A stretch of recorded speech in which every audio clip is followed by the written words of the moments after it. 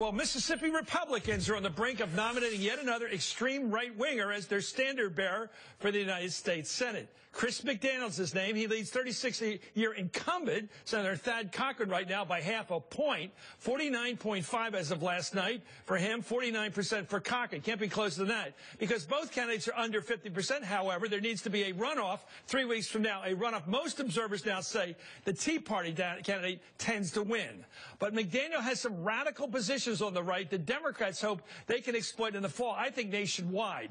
When he was radio talk shows not too many years ago, McDaniel spoke of the government passing legislation to compensate for slavery and said he would stop paying taxes if that happened, and more. If they pass reparations and my taxes go up, I ain't paying taxes. Isn't that sad? He also said he would leave the country. Got that? He will leave the country if taxes go up because of reparations, which leads to this strange conversation about Mexico. I tell you what, better. Why don't we all immigrate south? Let's go to Mexico. See, Jeremy's with me. You know, $1 bill can buy a mansion in Mexico. Do we have to learn Spanish? Yes, regrettably. I'm not going. You'll have to learn just enough to ask where the bathroom is.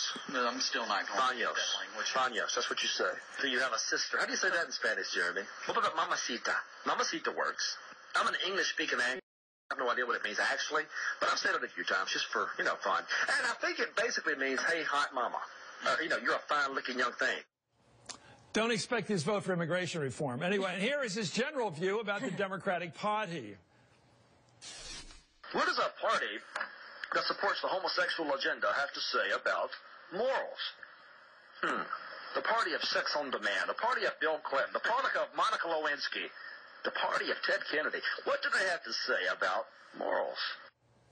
Sex on demand. Where's this planet he lives in? What is this bacchanal that's going to begin when the Democrats take over? Anyway, is he really going to be a United States Senator from anywhere, even Mississippi? Stephanie Shryock is a Democratic strategist and president of Emily's List, which helps get pro-choice women elected to the U.S. Congress and other big offices. And Amy Walter is senior editor of the Cook Political Review. Amy, I've got to ask you this about sex. What is it, on demand? What is it, sex for everybody? I'm just curious. I don't know where else to go. I could go to Stephanie. I could ask myself, but it just sounds like, what world is he talking to that believes there's going to be sex on demand? What is this world? I don't know. Or on the internet, maybe? Is I that don't know what it comes to? I don't know how that works. You push a button and then it comes out. Physical love for everybody if the Democrats take over. I know a lot of prudish Democrats that would be surprised at this. I'll tell you, they would think this is a strange world to live in. But anyway, how far can you go in Mississippi and get away with it? Ooh, is he too far? You can get away with anything. I think he is crossing over the line. I really do. And I mean, it's interesting to see this runoff. I mean, here he's leading by a little bit. There'll be this runoff. He might have won by more if they hadn't been caught with their masks on, sneaking in and taking pictures of the guy's wife.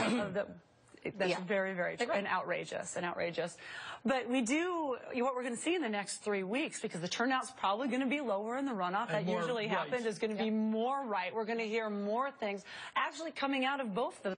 Is the one thing that we've seen in primaries this year, and on the Republican side, is the Republicans who are winning are moving very far to the right and embracing Tea Party. What do you make, Amy? You're an expert on this. What do you make of the fact that these far right, almost clownishly right people have been getting their butts handed to them this year? Yeah, the Republican establishment knows it's still about winning elections, and they can't win with this crowd of crazy people. This guy may be the only one to get across the line, but if he wins, well, certainly he's going to make a lot of noise between now and November, which the Democrats can exploit nationally, I would think. They might be able to. But here, Hispanic voters would love to hear his comment about Mamacita. They might like to hear that. Well, so here's the question. They're going to try to do this. Democrats are going to try to do this in every single race, not just in Mississippi, but make whoever the Republican is way too far out of step, way too far in the extreme. It's what they got. They got to work with what they got. And on some issues, they will be out of the mainstream. And some issues, it won't be as dramatic as they make it out to be. But they've got to be able to make that case. They've got to localize this contest, because if not, then 2014 is going to be a referendum on Barack Obama. Democrats can't afford that. The one thing I'll say about Republicans and getting the picture, they finally got the joke after 2010 and 2012, which is, it's this crazy thing. If you run a campaign, you raise money, you put candidates with real campaign managers and real campaign infrastructure into it, you can win. Wow, well, the joke last time, oh, it's not nice to say, was that you had to ask which rape candidate, because you had Aiken and Murdoch in Indiana and the other state, and you had to, and Missouri, I guess, and you had to find out which one of the crazies you're talking about. But I wonder about these comments. Like, nobody's talking compensation for slavery, the 300 years of free labor we got from African Americans in this country. Nobody's talking. But the fact that he would bring it up, why would you bring up, you know, reparations, unless you wanted to start a fire against black people? Why else would you bring it up? Because it's not going to happen. I wish there was a way to figure out what a proper reparation would be, but nobody can figure out what it would be, how it could be fair and useful to people and bring them up, but there's no way to figure it out. Well, I think you're looking at a candidate, this is his worldview, and someone like that wants to move policies that are going to reach his worldview, and I think that's what's so terrifying. Well, they're Anglos and white people. Is that all the people who want to vote for him? That's the only votes he wants, it sounds like, from his radio show. Well, and that's why I believe, like, do I think we're going to win in Mississippi? Boy, that's a big step.